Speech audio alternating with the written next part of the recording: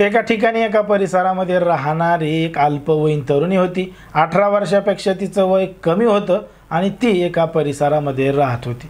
मग त्याच परिसरामध्ये असणारा एक तरुण होता, पण मात्र त्याचं वय 27 वर्ष होतं। त्या तरुणीपेक्षा त्याचं वय दुप्पट होतं, त्याच्यापेक्षा अर्ध होतं। पण मात्र प्रेम कधी कुठं केव्हा कोणासोबत होईल हे सांगता येत नाही।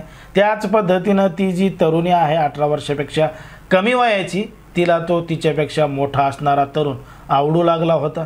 पण मात्र त्या तरुणीला या संपूर्ण प्रकरणाबद्दल काहीही समज नव्हती की नेमकं प्रेम कोणावर करावं, काय करावं। आणि ती 18 वर्षाची नव्हती, म्हणून ती स्वतःचे निर्णय स्वतः घेऊ शकत नव्हती। तिला तेवढी समजसुद्धा आलेली नव्हती। पण मात्र तिनं तिच्या वयापेक्षा मोठ्या तरुणासोबत प्रेम केलं होतं, म्हणजे तिला तो आवडला होता। आणि तो जो तरुण आहे तो त्याच तिच्या अजाणतेपणाचा फायदा घेत होता।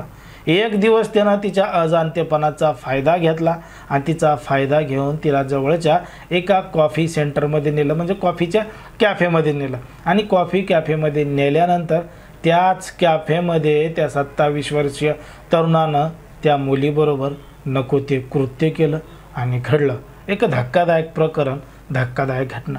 नेमकं काय आहे संपूर्ण प्रकरण, कुठं घडली ही घटना, हे आपलं अगदी सविस्तरपणे बघायचं। पण जर तुम्ही अजूनही आपलं चॅनल सबस्क्राईब केलं नसेल तर लगेच सबस्क्राईब करून घ्या आणि बाजूला असणाऱ्या बेल नोटिफिकेशनला सुद्धा ऑन करायला विसरू नका। आता ही जी संपूर्ण घडलेली घटना आहे ती आहे बुलढाणा जिल्ह्यातील मलकापूर तालुक्यात घडलेली संपूर्ण घटना आहे।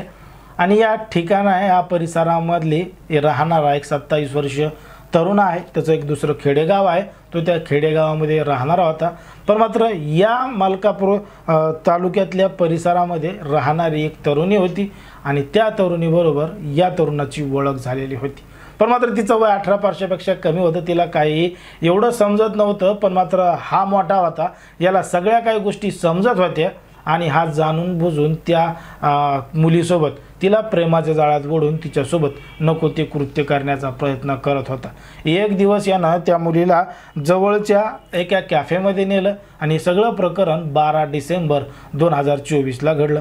12 डिसेंबर 2024ला या तरुणानं त्या मुलीला जवळच्या एका कॅफेमध्ये नेलं, कॉफी कॅफेमध्ये। आणि त्या कॅफेमध्ये नेल्यानंतर त्याच ठिकाणी त्या मुलीबरोबर नको ते कृत्य केलं, तिच्यासोबत अत्याचार केला। आता अत्याचार केल्यानंतर तिला त्या ठिकाणी धमकी दिली आणि धमकी दिल्यानंतर ती तिच्या घरी निघून गेली। आता तिला या संपूर्ण प्रकरणाबद्दल म्हणजे तिच्या मनामध्ये वेगळंच काहीतरी वाटत होतं, तिच्याकडून गंभीर स्वरूपाची चूक झाली हे तिला समजत होतं।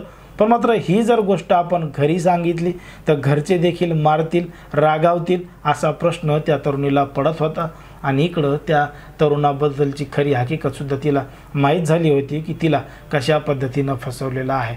मग घरचे रागावतील, भांडतील, मारतील म्हणून त्या मुलीनं ही गोष्ट कोणाला सुद्धा सांगितली नाही। 12 तारखेला घडलेली घटना होती। अखेर त्या मुलीनं थोडं दम धरून 2 महिन्यानंतर ही संपूर्ण घटना तिच्या आईला सांगितली। आता आईला घडलेला संपूर्ण प्रकार सांगितल्यानंतर हा सगळा प्रकार उघड झाला आणि आईनं तात्काळ मलकापूर पोलीस स्टेशन गाठून तो जो आरोपी आहे त्याच्या विरोधात तक्रार दाखल केली, फिर्याद दाखल केली। पोलिसांनी या संपूर्ण प्रकरणाची गांभीर्यानं दखल घेतली आणि दखल घेऊन तो जो आरोपी आहे त्याच्यावर योग्य ती कारवाई सुरू आहे। बघा समाजामध्ये, देशामध्ये, राज्यामध्ये कशा पद्धतीच्या घटना घडत आहेत, लोक कशा पद्धतीनं फसवतात, कोण मोठं कोण लहान हे सुद्धा कळत नाही। वयाचं भानसुद्धा आजकाल लोकांना राहिलेलं नाही, असं आपलं या संपूर्ण प्रकरणावर लक्षात येतं। कोणाच्याही भावना दुखावणं, कोणाचंही मन दुखावणं हा आपला उद्देश नाही। समाजामध्ये जे घडतंय तेच सांगण्याचं काम आपण या ठिकाणी करत असतो। आता या संपूर्ण प्रकरणामध्ये ज्या पद्धतीनं घडलंय त्याच्यावर तुम्हाला काय वाटतं हे अगदी स्पष्टपणे कमेंटमध्ये सांगा। आणि अशाच पद्धतीचे नवनवीन व्हिडिओ पाहण्यासाठी आपल्या चॅनलला लगेच सबस्क्राईब करा।